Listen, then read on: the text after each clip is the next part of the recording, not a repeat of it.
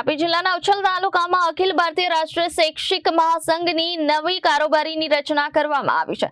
સર્વાનુમતે નવી ટીમની વરણી કરવામાં આવી છે। એમાં મહેન્દ્રભાઈ એન ઢોળિયાને અધ્યક્ષ તરીકે જવાબદારી સોંપવામાં આવી છે।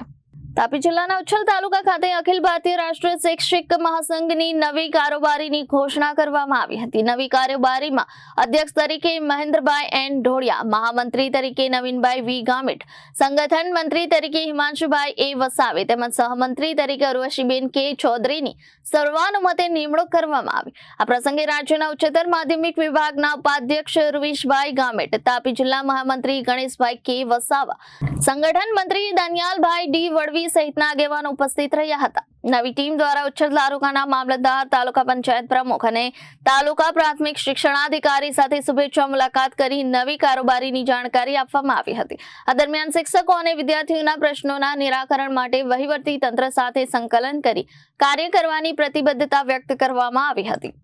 Bureau report, Janadesh news, Tapi.